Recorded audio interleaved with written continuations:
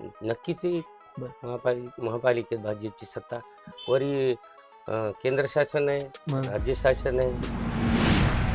शिवसेनेला आरोपच करायचा आहे. शिवसेना काही कामच करू शकत नाही. खड्डा पडला, अशोकरावाचं नाव घेतलं.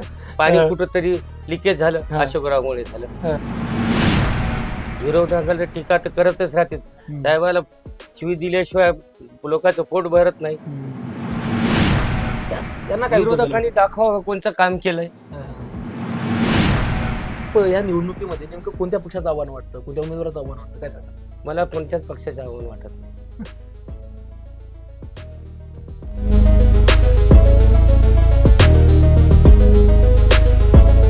नमस्कार, मी गणेश शिंदे. आपल्या सर्वांचं युवाराजे न्यूज लाईव्ह मध्ये मनपूर्वक स्वागत. नांदेड महानगरपालिकेची निवडणुकीची रणधुमाळी चालू आहे आणि अवघे 3 दिवस बाकी मतदानाचे आहेत. एकंदरीत प्रत्येक उमेदवार आणि प्रत्येक पक्ष आपापल्या परीनं मेहनत देखील करत आहेत. त्याचबरोबर आज आपण प्रभाग क्रमांक 6 मध्ये यन्नम राजेश लक्ष्मणराव यांच्याशी आपण संवाद साधणार आहोत. ते प्रभाग क्रमांक 6 चे या जे उमेदवार आहेत. एकंदरीत आपण त्यांच्याशी संवाद साधणार आहोत. मी आता थोड्या वेळापूर्वी चॅनलला देखील सांगितलं होतं की ज्या उमेदवार या पुढे मतदान लोकांना मागणार आहेत, त्यांचं विकासाचं विजन नेमकं काय, त्यांनी आजपर्यंत केलेली कामं काय, या संदर्भात आपण सविस्तर संवाद साधणार आहोत. सर नमस्कार. नमस्कार सर, एकंदरीत पाहायला गेलं तर आज निवडणुकीची रणधुमाळी जोरात चालू आहे. जवळपास 2 ते 3 दिवस आता बाकी राहिले. 2 दिवस आता प्रचारासाठी बाकी राहिले. एकंदरीत जनतेचा प्रतिसाद कसा मिळतो आपल्याला, काय सांगाल या संदर्भात? जनतेचा प्रतिसाद चांगला आहे. कौल बीजेपी तर्फे आहे. बरं, लोकांना काय वाटतं, म्हणजे बीजेपी पुन्हा नांदेडमध्ये यावी? नक्की येईल बीजेपी. चारही उमेदवार निवडून येतील. चारही उमेदवार येतील. बरं, त्यासोबतच सर आपण देखील मागील कार्यकाळामध्ये 2017ला आपण विजयी झाला होतात, आपण निवडून आला होतात. त्यावेळेस आपल्याला काय काय कामं करता आली, काय सांगायला संदर्भात? त्यावेळेस लेबर कॉलनी येथील विशाखा विहारचे शुभीकरण, पेवर ब्लॉकचे रस्ते, पुन्हा लेबर कॉलनीत मस्जिदीतले रस्ते, ड्रेनेज लाईन, तसेच पाईप लाईन, शिवरेज लाईनची मोठी लाईन करून घेतली. परत पाईपलाईन 225ची टाकीपासून तर फायर ब्रिगेड पर्यंत लाईन करून घेतली. माझ्या प्रभाग 6 मध्ये गणेशनगर भाग असून त्यात मला 7 आणि 8 मध्येही कामं करण्याची संधी मला भेटली यावेळेस. कारण की मी लेबर कॉलनीचा मूळ रहिवासी असल्यामुळे मला 6 आणि 7 मध्येही काम करावं लागलं. म्हणजे नक्की एकंदरीत ज्या तुम्ही प्रभागामध्ये राहता त्याच प्रभागात निवडणूक लढवता? हो, सध्या आता प्रभाग क्रमांक 6 मधूनच निवडणूक लढवत आहोत. मागे मी काँग्रेसतर्फे मी निवडून आलो होतो. आता आमचे आदरणीय अशोकराव चव्हाण साहेब यांच्या नेतृत्वाखाली आम्ही आता बीजेपीमध्ये मला तिकीट भेटलेले आहे आणि बरीच कामे मी केलेली आहेत. बरोबर. एकंदरीत यन्नम राजेश्वरराव म्हटल्यानंतर चव्हाण साहेबांचे फार जवळचे संबंध देखील लक्षात येतात लोकांना. त्यामुळे येणाऱ्या काळामध्ये अजून देखील भाजपाची सत्ता देखील आहे, केंद्रामध्ये सत्ता आहे, राज्य सत्ता आहे आणि आता महानगरपालिकेची सत्ता येईल वाटते आपल्याला? नक्कीच येईल. महापालिकेत भाजपची सत्ता. वरी केंद्र शासन आहे, राज्य शासन आहे, ते मोदी साहेबांचं नेतृत्व आहे, त्याच्या देवेंद्र भाऊचं नेतृत्व आहे.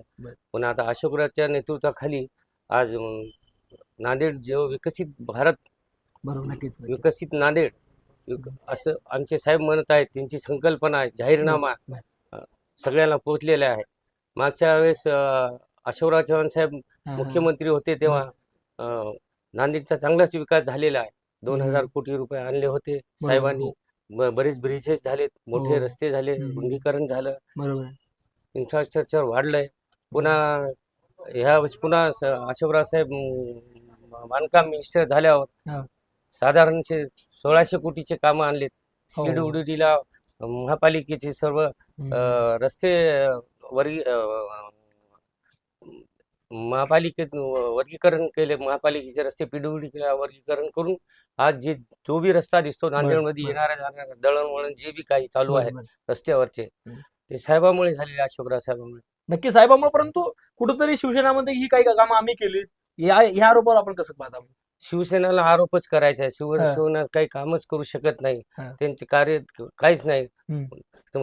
काही म्हणलं उठलं की साहेबाचं नाव घेते, अशोकरावाचा खड्डा पडला, अशोकरावाचं नाव घेते. पाणी कुठंतरी लिकेज झालं, अशोकरावमुळे झालं. अरे, अशोकराव साहेबांनी काय काम केलं त्या मुद्द्यावर बोला ना तुम्ही. बोलतच नाहीत, फक्त साहेबांवर टीका करायची, टीका टिप्पणी करायची, काय वाईट बोलायचं. एकंदर आपण जर पाहिलं तर जवळपास असंख्य वर्षापासून चव्हाण साहेबांच्याकडे सत्ता आहे. एकंदर तुमच्या मते तुम्ही सामान्य आज उमेदवार जरी असाल, सामान्य नागरिक म्हणून नांदेडचा खरंच विकास झालाय का? काय वाटतं या झा- संदर्भात? आता सगळं नांदेडला लोकांना सगळ्यांना माहिती आहे साहेब बरोबर आहे. किती विकास केलेला आहे. बरोबर. विरोधकांना टीका तर करतच राहतील. हम्म. साहेबाला शिवी दिल्याशिवाय लोकांचं पोट भरत नाही. हम्म. आपण गेल्या वेळेस देखील निवडून आला होता सर. एकंदरीत त्यावेळेस मला वाटतं की जवळपास 73 तुमच्या जागा निवडून आल्या. किती गेल्या? तरी आता जागा निवडून आल्या होत्या मागच्या हा. वेळेस. मग त्या टर्म मध्ये देखील तुम्ही चांगल्या प्रकारचं काम केलं. मग अजून देखील पुन्हा जर आपण पाहिलं की एक वेळ जर सोडलं तर सातत्यानं साहेबांकडे सत्ता राहिलेली आहे. एकंदरीत पुन्हा जर आपल्याला सत्ता मिळाली तर आपल्याला विकासाचं विजन काय असेल आपलं? पुन्हा सत्ता मिळत विकास असेल साहेबाच्या नेतृत्वाखाली जेवढे कामं आतापर्यंत आम्ही केलेली आहेत, पुन्हा आणि जे काही राहिलेली कामं आहेत पुन्हा आम्ही करतच आहोत. विकासात थांबतच नाही. बरं. हो.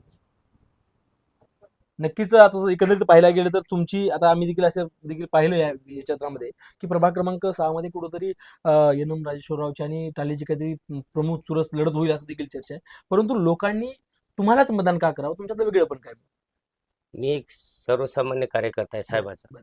काम करण्याची माझ्यात क्षमता आहे म्हणून साहेबांनी विचार करून मला तिकीट दिली. हम्म. लेबर कॉलनी पासून तर ते जंगमवाडी पासून हा. तर निजाम कॉलनी असो, विवेकनगर असो, हम्म. गणेश नगर असो, हम्म. प्रत्येक भागात काम केलेलं आहे. हम्म. वरच्या भागात काम नाही केल्यामुळे लोक हम्म. माझ्यावर आरोप करतात, आले नाहीत, गेले नाहीत. हम्म. तर त्यावेळेस आमच्या चार नगरसेवकाला वाटून दिले होते. त्यावेळेस काँग्रेसचे 3 नगरसेवक आले ते हम्म. मिलिंद देशमुख तिकडे कामं केले. बाकीचे हम्म. मी इकडं पूर्ण कामं केलेली आहेत. हम्म.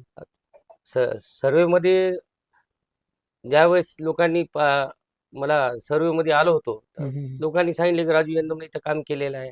निजाम कॉलनी केलेलं आहे, श्रीनगर केलेलं आहे, हम्म. प्रभात नगर केलं आहे. पंचशील ते शेतकरी चौकच्या साहेबांनी 4.5 कोटीचा निधी दिला होता. हम्म. तोही काम झालेला आहे. हम्म. 20 फुटाचा रस्ता होता, आता ते 50 फुटाचा रस्ता आहे. कोणता ते? पंचशील ते शेतकरी चौक हा हा हा. ते मधला रस्ता. मधला रस्ता. हा. तुमच्या अशोकराव साहेबांनी दिलेला आहे फंड. हा, हा. मग काय विरोधक विनाकारण आरोप करतात की बाबा हे फिरलेच नाहीत, आलेच नाहीत. यांना काय उत्तर विरोधकांनी द्यायला? दाखवावं कोणचं काम केलंय. हा, हा. विरोधकांनी दाखवावं काम काय केलं. हम्म. त्याशी एका पत्रकार परिषदेमध्ये बोलताना टालीस म्हणत होते की बाबा भाजपाचे उमेदवार काही मतदान देण्याचा पाणी बंद करू असं देखील काही आरोप करत होते. या सगळ्या आरोप काय कसं? पाणीचं आता साहेबांनी नवीन टाकी चालू केली बरोबर. विस्तारित गणेश नगर मध्ये. हा, हा. श्रीनगरच्या भागाला पाणी येत नव्हतं. हम्म. झोन ऑफिस ते श्रीनगर पण एक नवीन लाईन टाकण्यात आली. हम्म. आज श्रीनगर आणि विवेकनगर लोकांना पाणी चांगलं भेटतं. हम्म. नक्की सर, त्यासोबतच तुम्हाला या निवडणुकीमध्ये नेमकं कोणत्या पक्षाचं आव्हान वाटतं, कोणत्या उमेदवाराचं आव्हान वाटतं, काय सांगाल? मला कोणत्याच पक्षाचं आव्हान वाटत नाही. कोणाच वाढणार? मग जनता यावेळेस पुन्हा संधी देईल? बिलकुल देईल. कामाच्या जोरावर मला संधी देईल. जिथे जिथे नाही पोहोचलो त्याच्या पुढे मी पोहोचेल. ज्या ठिकाणी काही कामं राहिली असतील ती कामं येणाऱ्या काळात पूर्ण होतील का? आणि कारण की आमचं चॅनल आहे, कारण की आम्ही सातत्यानं आज उपक्रम राबवलो, म्हणजे मागे उपक्रम राबवला आहे की जे काही उमेदवाराच्या मुलाखत घेतल्या त्यांनी उमेदवारांनी जे काही बोलले, आता तुम्ही केलेली कामं सांगितलं, परंतु जी करायची काही कामं तुम्ही यामध्ये सांगितलं, काही अजून काय सांगा की जी कंप्लीट व्हावीच लागेल. नंतर आम्ही जरी तुम्ही एखादा थंड पडले तर आम्ही लावरे तो व्हिडिओ म्हणणार आहे. बिलकुल सांगा. आता जनतेने जेव्हा मला काम सांगतील मी ते करण्याचा प्रयत्न करेल. हा, नक्कीच नक्कीच. प्रभाग हा मोठा आहे, व्याप्ती मोठी आहे. बरोबर. लोकसंख्या 29,056 आहे. Right. आता सध्या मतदान आहे 24,296. पहिले 24-25 बूथ होते, आता 28 बूथ झालेले आहेत. नगर वाढलेत, 46 नगर आहेत, विस्तार झाले. आता व्याप्ती जास्त मोठी असल्यामुळे मी एकटा तो पोहोचू शकत नाही.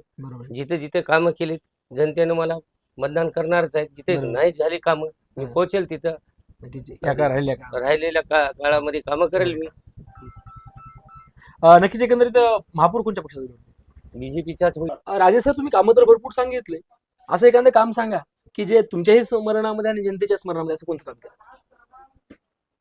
निजाम कॉलनी येते आज 50 वर्षापासून लोकांचा एक प्रश्न होता नाल्याचा प्रश्न एवढा गंभीर होता की त्यांच्या घरामध्ये आळ्या जात होत्या. अक्षरशः 2-4 दिवसाला नेहमी ती नाली साफ करावी लागली असते. ती नाली साफ करता करता नाकात दम आलं होतं साहेब.